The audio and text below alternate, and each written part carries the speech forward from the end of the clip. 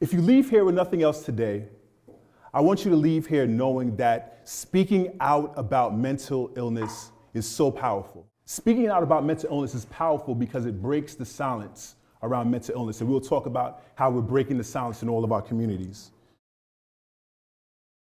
My story. So, that's me in high school. I was a well-rounded student. First, student council president, elected homecoming king by my peers.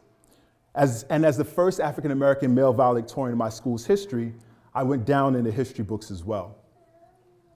To these accomplishments, I added being accepted to Harvard University, Harvard and Radcliffe colleges as it was called before. And I remember the day that my parents, mom included, my parents brought me to Harvard College in Harvard Yard. And I remember sliding open the minivan doors. It was a white minivan. And I remember climbing out of the minivan with all my stuff in the back. And I remember walking up, taking out my stuff, walking up the stairs to my dorm, which was Matthew Hall. And I remember feeling overcome with a sense of sadness and awareness that I was entering a new phase in my life. I was entering into Harvard.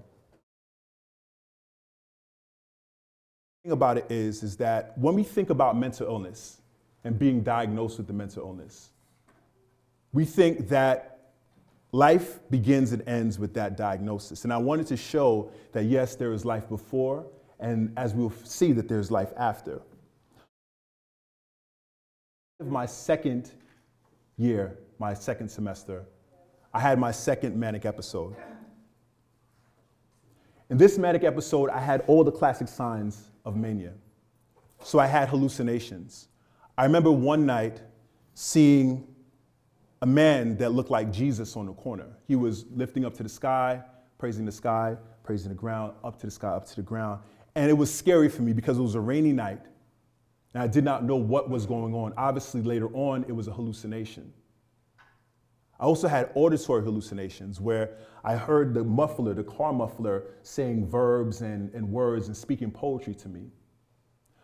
That same night, I felt rain dropping on me, and I could smell and taste and feel each and every single one of those drops, because that is another classic sign of mania, is where your senses are very heightened. I also want to share with you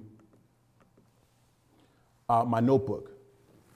As I talked about before, my poetry notebook, this is what I wrote in and shared my poetry. So the one on the left side is prior to my manic episode this was written in 1999. The lines are straight as I can make them.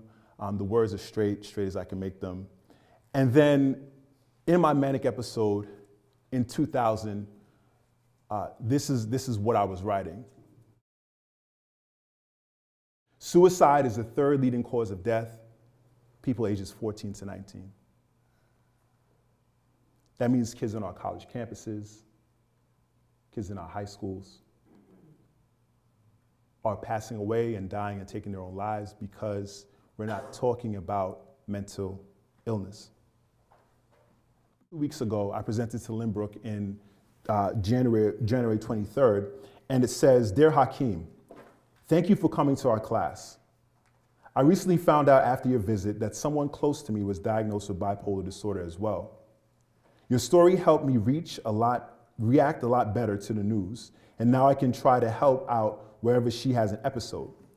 Because of you, I did not distance myself from her, and our relationship has gotten better. Thank you." So I think it's having a very real impact that students are learning about mental illness, that students, young students and older students are learning about, and we're all students of life, obviously, we're all learning more about mental illness.